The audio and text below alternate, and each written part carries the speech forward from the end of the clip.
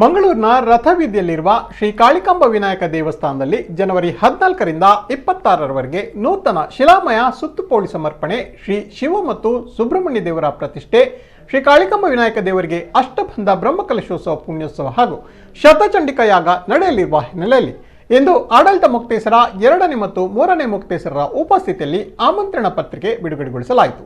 ಬಳಿಕ ಸುದ್ದಿಗಾರರೊಂದಿಗೆ ಮಾತನಾಡಿದ 2ನೇ ಮುಕ್ತೇಸರ ಸುಂದರ ಆಚಾರ್ಯ ಅವರು 2015ರಲ್ಲಿ ಹೊಸ ಆಡಳಿತ ಮಂಡಳಿ ಆದ ಬಳಿಕ ದೇವಸ್ಥಾನದ ಜೀರ್ಣೋದ್ಧಾರ ಸಂಕಲ್ಪ ಮಾಡಲಾಗಿದೆ. ಶ್ರೀ ಆನೆಗೊಂದಿ ಮಹಾಸಂಸ್ಥಾನದ ಶ್ರೀ ಕಾಳಹಸ್ತೇಂದ್ರ ಸರಸ್ವತಿ ಮಹಾಸ್ವಾಮಿಗಳಿಂದ ಶಿಲಾನ್ಯಾಸ ನೆರವೇರಿಸಿ ಹಂತ ಹಂತವಾಗಿ ದೇವಸ್ಥಾನವನ್ನು ನಿರ್ಮಿಸಲಾಗಿದೆ. ಕೊರೋನಾದ ಕಾರಣಕ್ಕೆ ಕೆಲಸ ಸ್ವಲ್ಪ ತಡವಾದರೂ 8ರಿಂದ 10 ಕೋಟಿ ರೂಪಾಯಿ ವೆಚ್ಚದಲ್ಲಿ ಕೆಲಸವನ್ನು ಪೂರ್ಣಗೊಳಿಸಿ ದೇಗುಲದ ಕೆಲಸ ಇದೀಗ ಅಂತಿಮ ಹಂತಕ್ಕೆ ತಲುಪಿದೆ. ಏನು ಶ್ರೀದೇವರಿಗೆ ಬಂಗಾರದ ಮುಗುಳಿಡುವ ಕೆಲಸವಾಗಲಿಕ್ಕಿದೆ. ಜನವರಿ 14ರಿಂದ 26ರವರೆಗೆ ನಡೆಯುವ ಕಾರ್ಯಕ್ರಮದಲ್ಲಿ 16ರಂದು ಹೊರೆಕಾಣಿಕೆ ಸಮರ್ಪಣೆ, 17ರಂದು ಶಿವ ಮತ್ತು ಸುಬ್ರಹ್ಮಣ್ಯ ದೇವರ ಪ್ರತಿಷ್ಠೆ, 22ರಂದು ಶಿಲಾಮಯ ಸುತ್ತುಪೋಳಿ ಸಮರ್ಪಣೆ, 25ರಂದು ಬ್ರಹ್ಮಕಲಶ, 26ರಂದು ಶತಚಂಡಿಕ ಯಾಗ ನಡೆಯಲಿಕ್ಕಿದೆ ಎಂದರು. ಸುದ್ದಿಗೋಷ್ಠಿಯಲ್ಲಿ ಬ್ರಹ್ಮಕಲಶೋತ್ಸವ ಸಮಿತಿಯ ಅಧ್ಯಕ್ಷ ನಾಗರಾಜ ಆಚಾರ್ಯ ಮಂಗಳದೇವಿ, ಆಡಳಿತ ಮುಕ್ತೇಶ್ವರ ಕೆ ಕೇಶವ ಆಚಾರ್ಯ, 3ನೇ ಮುಕ್ತೇಶ್ವರ ಲೋಕೇಶ್ ಆಚಾರ್ಯ ವಿಜಯ್, ಜೀರ್ಣೋದ್ಧಾರ ಸಮಿತಿಯ ಪ್ರಧಾನ ಕಾರ್ಯದರ್ಶ ವೆಂಕಟೇಶ್ ಆಚಾರ್, ಬ್ರಹ್ಮಕಲಶ ಸಮಿತಿ ಪ್ರಧಾನ ಕಾರ್ಯದರ್ಶಿ ಗುರುರಾಜ್ ಮೊದಲಾದವರಿದ್ದರು.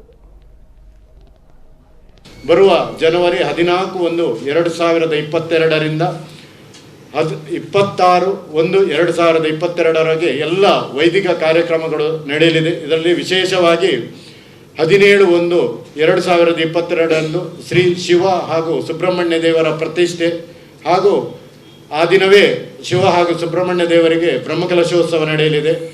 ಆ ದಿನ ರಾತ್ರಿ ಶ್ರೀದೇವರಿಗೆ ಹಾಗೂ ವಿನಾಯಕ ದೇವರಿಗೆ ಅಷ್ಟಬಂಧ ನಡೆಯಲಿದೆ. 23/1/2022ರಂದು ಶ್ರೀ ಕಾಳಿಕಾಂಬೆ ಹಾಗೂ ವಿನಾಯಕ ದೇವರಿಗೆ ಮಹಾ ಬ್ರಹ್ಮಕಲಶಾಭಿಷೇಕ ನೆರವೇರಲಿದೆ.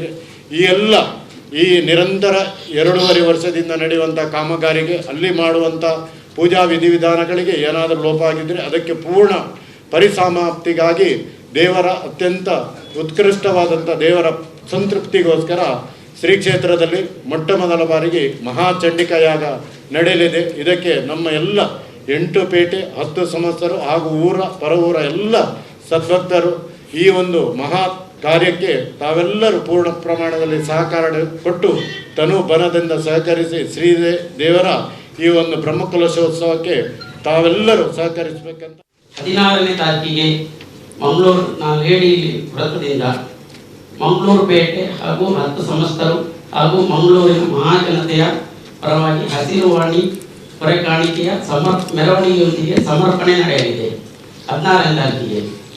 ಅದೇ ರೀತಿ 18ನೇ ತಾರೀಕಿಗೆ ಮಂಗಳವಾರದಂದು ಸುಳ್ಯ ಹಾಗೂ ಮಡಿಕೇರಿ ಪೇಟೆಯವರಿಂದ ಹೊರೆಕಾಣಿಕೆ ಸಮರ್ಪಣೆ ನಡೆಯಲಿದೆ.